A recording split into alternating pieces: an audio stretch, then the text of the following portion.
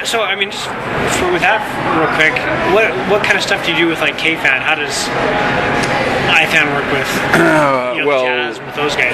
The KFan mobile app is gives you access to the streaming audio for 1320 KFan. 7 days a week, except for jazz games. The NBA has prohibited the streaming of the audio for NBA games, except for inside of their own NBA app that they sell. Excuse me, but beyond that, we've integrated social media in there, so it gives you an easy way to interact with the on-air hosts, who of course are closely tied into the team and the organization. They have a lot of inside information. We give you ways to interact with other listeners who share the same passion and interest and are having that same experience of listening to the station. We have some. We've done a few things to give access to commerce and deals through that. There's some other things in the works that I can't describe right now in detail, but they're exciting and they're coming. We think that there's jazz fans and sports fans in general value being able to get closer to the team and closer to the people who are already close to the team, i.e. the reporters at the station, and we just look for ways to make that possible. Cool. Great.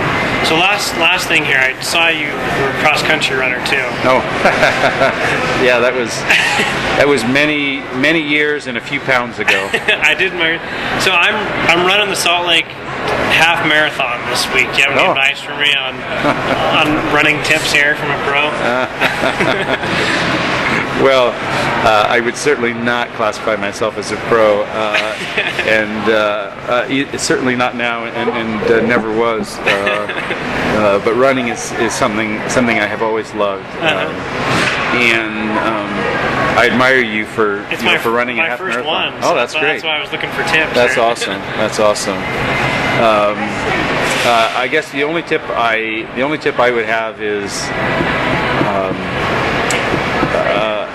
don't just stay within your plan and don't give up. If you have to modify your plan halfway through, then do that, but don't give up. Start off the way you plan to start off, and don't give up. Okay, I appreciate that. Yeah. Any last advice you'd have, I guess, for entrepreneurs or people looking to start something?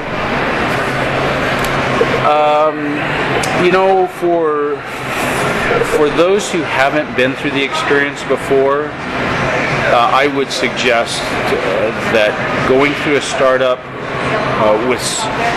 with somebody who has been through one before is a tremendous learning opportunity.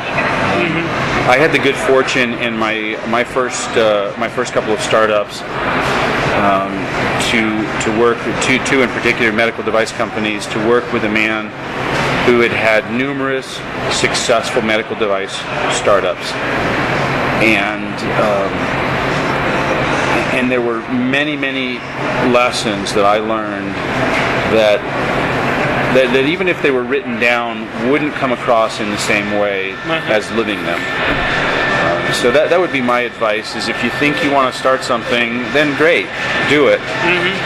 But if you have the opportunity to jump in with those who've already been successful on a quality startup and experience it once firsthand, from where you're not having to make all the decisions about which market you're going to chase, what should your product do, how are you going to fund it, and so on.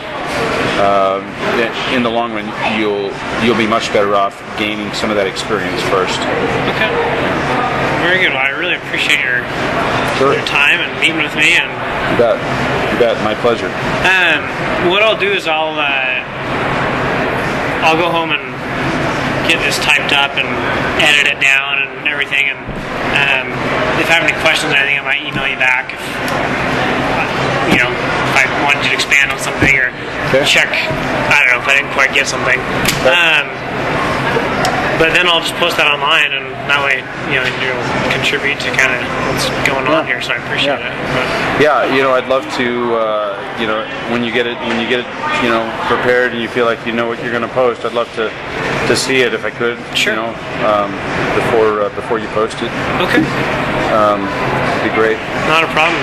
And if you don't mind, just if I have any questions or anything in the future, I might just email you. Oh, sure. Happy to. Always happy to, network and make contact with like-minded individuals.